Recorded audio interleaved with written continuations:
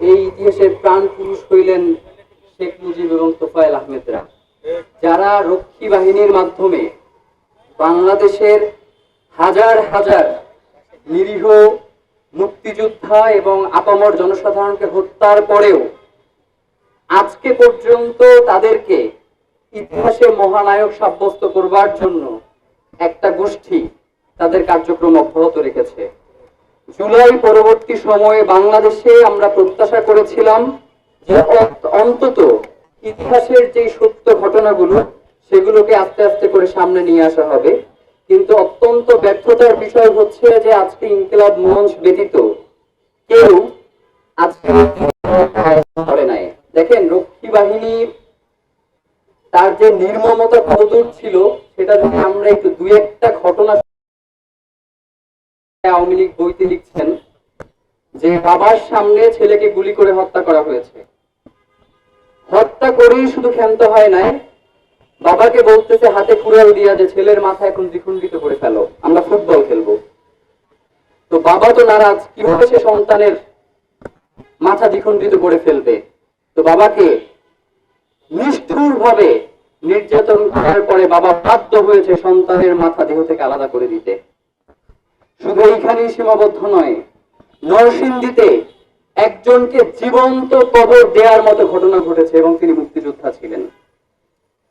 মানে এই যে আওয়ামী লীগের যে সুয়ের গুলা, ওরা শুধুমাত্র একমাত্র মুক্তিযোদ্ধা, যে জীবন্ত মুক্তিযোদ্ধা কবর দেওয়া হয়েছে সে মুক্তিযোদ্ধা না। আপনি ভাবেন, গ্রামের পর গ্রাম এখন যেইভাবে বলে না দেওয়ার চেষ্টা করে, তখন অমুক ঘরে জাসদ আছে কিনা, অমুক এলাকায় জাসদ আছে কিনা, অমুক এলাকায় বিরোধী মতের লোকজন আছে কিনা, এই প্রোপাগান্ডা গণহারে ধর্ষণ করা হয়েছে এবং পুরুষদেরকে হত্যা করার মতো ঘটনা ঘটেছে। অনেকেই বলবার চেষ্টা করেন যে হাসিনা খারাপ, শেখ মুজিব খুব ভালো ছিল, ইতিহাসের মহানায়ক, বাংলাদেশের স্বাধীনতা তার হাত ধরে এসেছে। আপনাদেরকে একটা কথা বলি, শেখ হাসিনার অন্তত 100 বার জন্মগ্রহণ করা লাগবে শেখ মুজিবের মতো শয়তান হওয়ার জন্য।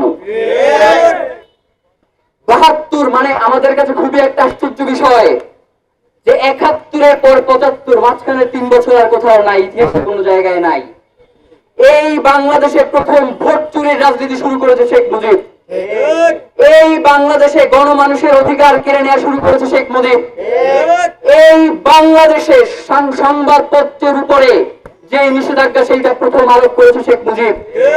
এই বাংলাদেশের রক্ষী বাহিনীর মাধ্যমে অন্তত 30,000 মানুষকে হত্যা করেছে শেখ মুজিব এবং তোফায়েলরা। আজকে তাদেরকে মহানায়ক প্রতিপন্ন করবার জন্য যারা চেষ্টা করছে, আমরা তো মনে করি ইতিহাসের কাঠগড়ায় তাদেরকে এখন দাঁড় করানোর সময় এসেছে।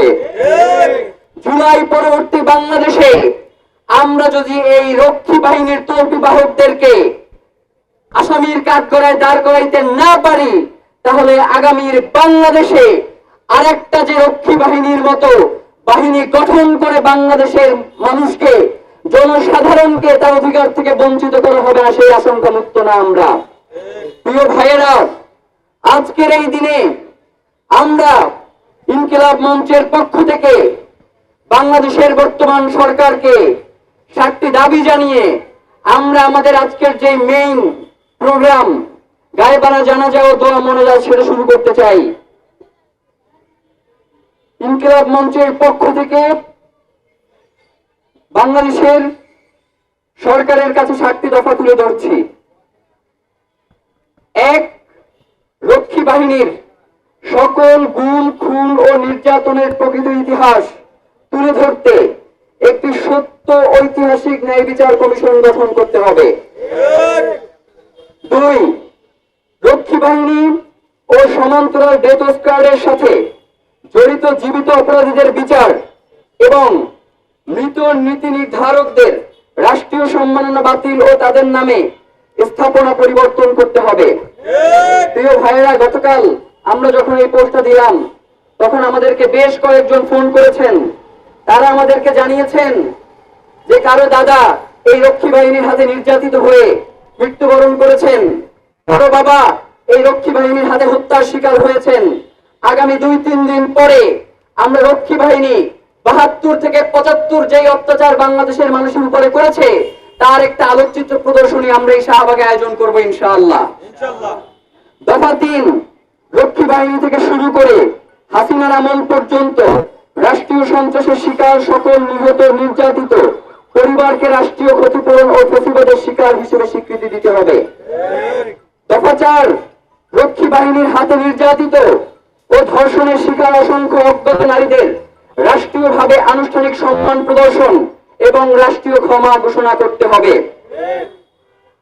দফা 6, দফা 5, স্বাধীনোত্তর কাল থেকে বাংলাদেশের রাজনীতি, নিরাপত্তা ও নির্বাচনে ভারতীয় গোয়েন্দা সংস্থা ও রাষ্ট্রের হস্তক্ষেপ এবং অসম চুক্তিগুলোর একটি শ্বেতপত্র প্রকাশ করতে হবে।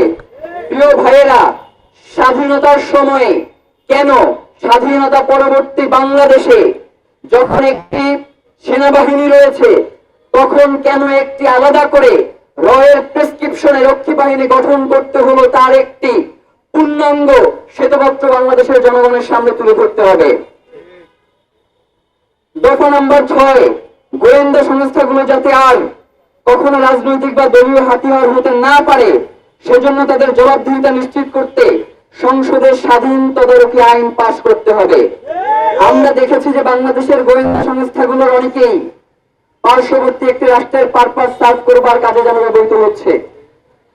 পার্শ্ববর্তী রাষ্ট্র বাংলাদেশে যেইভাবে করে তাদের এজেন্ডা বাস্তবায়ন করতে চায় সেই এজেন্ডাগুলো বাস্তবায়ন করতে আমাদের দেশে অত্যন্ত লজ্জার বিষয় যে আমাদের দেশের গোয়েন্দা সংস্থাগুলো তাদেরকে সহায়তা করছে।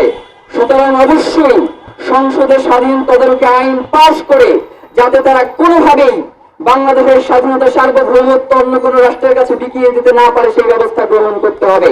দফা নাম্বার 7, ভবিষ্যতে কোন সরকার বা বাহিনী যেন দায় মুক্তি আইন পাশ করে বা উপর মহলের নির্দেশে এর অজুহাত দিয়ে বিচার এড়াতে না পারে সংবিধানে তার স্থায়ী রক্ষাকবচ তৈরি করতে হবে। আমরা দেখতে পাই অনেকেই মুজিব বাহিনীর কমান্ডার বা অন্যান্য পদ পদবীর দোহাই দিয়ে সংসদে তারা উচ্চবাচ্য করেন।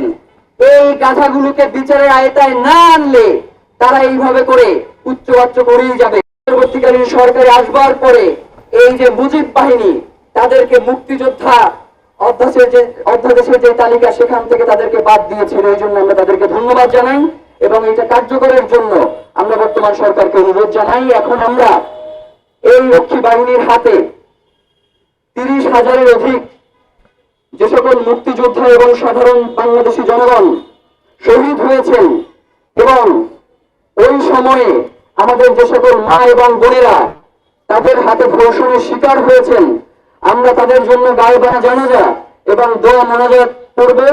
আপনাদের সকলকে অত্যন্ত ধন্যবাদ জানাই এবং শেষ পর্যন্ত আমাদের সাথে থাকবার জন্য অনুরোধ জানিয়ে আজকের মতো আমাদের বক্তব্য শেষ করছি। আসসালামু আলাইকুম ওয়া রাহমাতুল্লাহ। একটু বন্ধুরা নিয়ে যান, আমরা ঠিক এই জায়গাটাতেই